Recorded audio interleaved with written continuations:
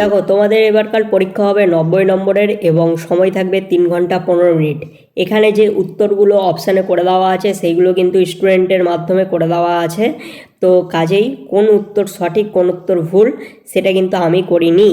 কাজেই তোমরা কিন্তু বিচার বিবেচনা করে এই অ্যান্সারগুলো করবে।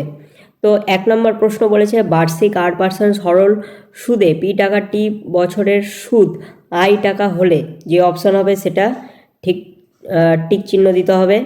2 নম্বর হচ্ছে 5x² - 3x + k = 10 সমীকরণের বীজ দুটির গুণফল -2 হলে k এর মান কত। এরপর 3 নম্বর প্রশ্নে আসি, ও কেন্দ্রীয় বৃত্তের AB এবং CD যা দুটির দৈর্ঘ্য সমান, কোণ AOB = 60 ডিগ্রি হলে কোণ COD এর মান কত হবে। 4 নম্বর, sin θ প্লাস cosec θ = 2 হলে sin⁻25 θ প্লাস cosec⁻25 θ এর মান কত। 5 নম্বর প্রশ্ন বলেছে, একটি ঘনকের সমগ্র তলের ক্ষেত্রফল 216 বর্গ সেন্টিমিটার, ঘনকটির আয়তন কত।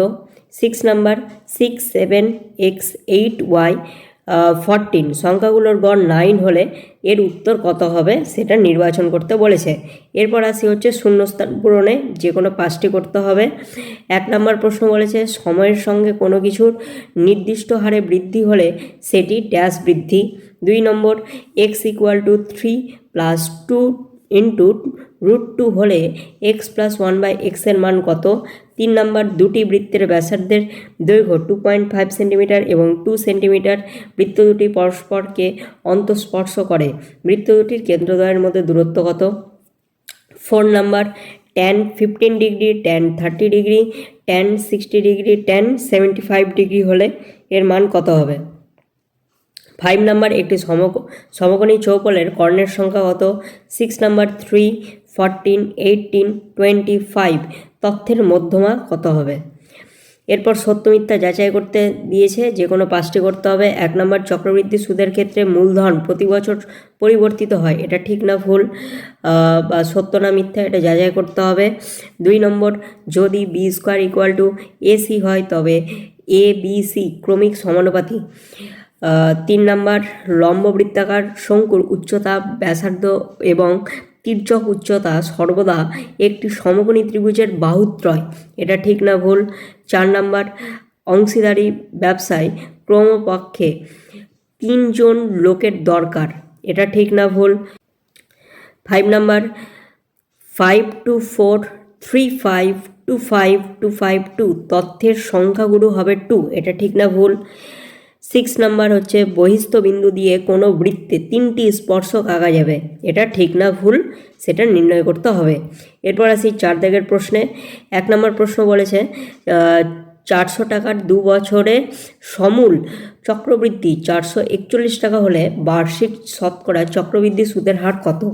2 নম্বর, জয়ন্ত, অজিত এবং কুণাল মোট 15,000 টাকা দিয়ে একটি অংশীদারি ব্যবসা শুরু করে। বছরের শেষে জয়ন্ত, অজিত এবং কুণালের যথাক্রমে লাভ হয় 800 টাকা, 1000 টাকা এবং 1200 টাকা। জয়ন্ত কত টাকা ব্যবসায় নিয়োজিত করে। 3 নম্বর, একটা সমীকরণ দিয়েছে এবং এর মান নির্ণয় করতে হবে।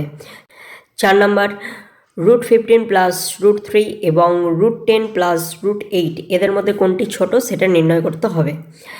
এরপর আসি 5 নম্বর প্রশ্নে। 5 নম্বর বলেছে, 10 সেন্টিমিটার দৈর্ঘ্যের ব্যাসার্ধের দুটি সমান বৃত্ত পরস্পরকে ছেদ করে এবং তাদের সাধারণ জ্যায়ের দৈর্ঘ্য 12 সেন্টিমিটার, বৃত্ত দুটির কেন্দ্রদ্বয়ের মধ্যে দূরত্ব নির্ণয় করো। 6 নম্বর, ABCD একটি বৃত্তস্থ চতুর্ভুজ, BC ব্যাস এবং কোণ ADC = 130 ডিগ্রি হলে কোণ ACB এর মান নির্ণয় করো। 7 নম্বর, একটি বৃত্তে 220 সেন্টিমিটার দৈর্ঘ্যের বৃত্তচাপ, বৃত্তের কেন্দ্রে 63 ডিগ্রি পরিমাপের কোণ উৎপন্ন করলে বৃত্তের ব্যাসার্ধের দৈর্ঘ্য নির্ণয় করো।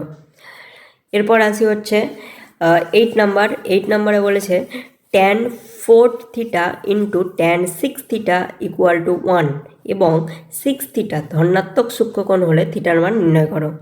9 নম্বর, একটি স্তম্ভের ছায়ার দৈর্ঘ্য এবং স্তম্ভের উচ্চতার অনুপাত √3:1 হলে সূর্যের উন্নতি কোণ নির্ণয় করো। 10 নাম্বার বলেছে দুটি লম্ববৃত্তাকার চোঙের উচ্চতার অনুপাত 1:2 এবং ভূমির পরিধির অনুপাত 3:4 হলে তাদের আয়তনের অনুপাত কত? 11 নাম্বার একটি নিরেট গোলকের বক্রতলের ক্ষেত্রফল s এবং আয়তন v হলে s³/v² এর মান কত? এরপর আসি 12 নাম্বার মানের ঊর্ধ্বক্রমে সাজানো 50টি পদের একটি রাশিতত্ত্বের 25তম পদের 57 এবং মধ্যমা 62 হলে 26তম পদটি নির্ণয় করো। এরপর 5 নাম্বার প্রশ্নে আসি। 5 নাম্বার বলেছে কোনো এক জেলার সমস্ত মাধ্যমিক শিক্ষা কেন্দ্রে বর্তমান শিক্ষার্থীর সংখ্যা 3993 জন। প্রতি বছর বিগত বছরের তুলনায় যদি 10% শিক্ষার্থী বৃদ্ধি পেয়ে থাকে তবে 3 বছর পূর্বে ওই জেলার সকল মাধ্যমিক শিক্ষাকেন্দ্রে শিক্ষার্থীর সংখ্যা কত ছিল? 2 নম্বর নিয়ামত চাচা এবং করবি দিদি যথাক্রমে 30,000 টাকা এবং 50,000 টাকা মূলধন দিয়ে ব্যবসা আরম্ভ করলেন। 6 মাস পরে নিয়ামত চাচা আরও 40,000 টাকা লগ্নি করলেন, কিন্তু করবি দিদি ব্যক্তিগত প্রয়োজনে 10,000 টাকা তুলে নিলেন। বছরের শেষে যদি 90,000 টাকা লাভ হয়ে থাকে তাহলে কে কত টাকা লাভ পাবেন? এরপর আসি 6 নম্বর প্রশ্নে। 6 নম্বরে বলেছে যে কোনো একটি প্রশ্নের উত্তর দাও। একটা সমীকরণ দিয়ে এটা সমাধান করতে বলেছে, তারপরেও দ্বিঘাত সমীকরণ দিয়েছে। এরপরে 7 নম্বর প্রশ্নে হচ্ছে সমীকরণ দিয়েছে যে এটা প্রমাণ করতে বলেছে। এগুলো সব স্ক্রিনশট তোমরা নিয়ে নাও। 2 নম্বর প্রশ্ন প্রমাণ করতে বলেছে। 8 নম্বর প্রশ্ন সমীকরণ দিয়ে প্রমাণ করতে বলেছে। 2 নম্বর প্রশ্নও প্রমাণ করতে বলেছে। এরপর 9 নম্বর প্রশ্নে আসি। 9 নম্বর প্রশ্নে যে কোনো একটি প্রশ্নের উত্তর দাও। প্রমাণ করো যে একই বৃত্তচাপের উপর অবস্থিত কেন্দ্রস্থ কোনো পরিধিস্থ কোণের দ্বিগুণ। এবং 2 নম্বর বলেছে পিথাগোরাসের উপপাদ্যটি বিবৃত করো এবং প্রমাণ করো। 10 নম্বর প্রশ্নে আসি। যে কোনো একটি প্রশ্নের উত্তর দাও। 1 নম্বর প্রশ্ন বলেছে ও কেন্দ্রীয় বৃত্তের এপি একিউ দুটি জ্যায়ের মধ্যবিন্দু যথাক্রমে আর ও এস। প্রমাণ করি যে ও আর এ এস বিন্দু চারটি সমবৃত্তস্থ। 2 নম্বর এবিসিডি একটি বহিস্থ চতুর্ভুজ। বর্ধিত এবি এবং ডিসি পরস্পরকে পি বিন্দুতে ছেদ করলে প্রমাণ করি যে P A into PB equal to PC into PD. 11 নম্বর প্রশ্ন যে কোনো একটি প্রশ্নের উত্তর দাও বলেছে। 1 নম্বর প্রশ্ন বলেছে জ্যামিতিক উপায়ে √18 এর মান নির্ণয় করো। 2 নম্বর একটি ত্রিভুজ অঙ্কন করো যার কোণ 70 ডিগ্রি এবং কোণের সন্নিহিত বাহু দুটি 6 সেন্টিমিটার এবং 8 সেন্টিমিটার। ত্রিভুজটির অন্তবৃত্ত অঙ্কন করতে বলেছে। এরপর 12 নম্বর প্রশ্নে আসি। যে কোনো দুটি প্রশ্নের উত্তর দাও বলেছে। 1 নম্বর প্রশ্ন বলেছে একটি বৃত্তের ব্যাসার্ধের দৈর্ঘ্য 28 সেন্টিমিটার, বৃত্তটির 5.5 সেন্টিমিটার দৈর্ঘ্যের বৃত্তচাপ দ্বারা ধৃত কেন্দ্রীয় কোণটির বৃত্তীয় মান নির্ণয় করো। 2 নম্বর হচ্ছে সমীকরণ দিয়ে বলেছে এক্স এর মান নির্ণয় করো। 3 নম্বর হচ্ছে প্রমাণ করতে বলেছে। এরপর 13 নম্বর প্রশ্নে আসি। 13 নম্বরে হচ্ছে যে কোনো একটি প্রশ্নের উত্তর দাও। 1 নম্বর প্রশ্ন বলেছে একটি 18 মিটার উঁচু 5 তলা বাড়ির ছাদ থেকে দেখলে একটি মনুমেন্টের চূড়ার উন্নতি কোণ 45 ডিগ্রি এবং মনুমেন্টের পাদদেশের অবনতি কোণ 60 ডিগ্রি হয়, তাহলে মনুমেন্টের উচ্চতা কত? 2 নম্বর সূর্যের উন্নতি কোণ 60 ডিগ্রি থেকে কমে 30 ডিগ্রি হলে একটি স্তম্ভের ছায়ার দৈর্ঘ্য 40 মিটার বেড়ে যায়, দণ্ডটির উচ্চতা কত? 14 নম্বর হচ্ছে দুটি প্রশ্নের উত্তর দাও বলেছে। 1 নম্বর লম্ববৃত্তাকার শঙ্কু আকৃতির একটি তাঁবুতে 11 জন লোক থাকতে পারে। প্রত্যেক লোকের জন্য ভূমিতে 4 বর্গমিটার জায়গা লাগে এবং 20 ঘনমিটার বাতাসের প্রয়োজন।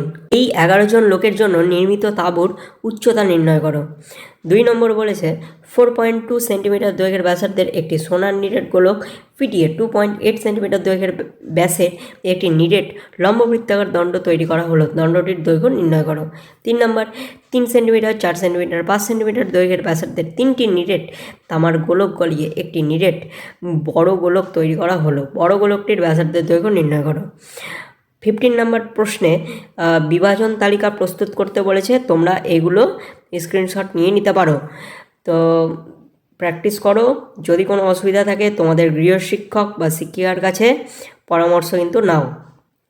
3 নম্বর প্রশ্ন এটা, এ প্রশ্নের লাস্ট কোশ্চিন রয়েছে। তো গুণমান নির্ণয় করতে বলেছে। তো এই হলো আজকের আলোচনা। ভিডিওটি ভালো লাগলে এবং উপকারে লাগলে একটা লাইক করো, চ্যানেলে নতুন হলে চ্যানেলটিকে অবশ্যই সাবস্ক্রাইব করে পাশের বেল আইকনে ক্লিক করো। দেখা হচ্ছে নতুন অন্য কোনো একটি ভিডিওতে।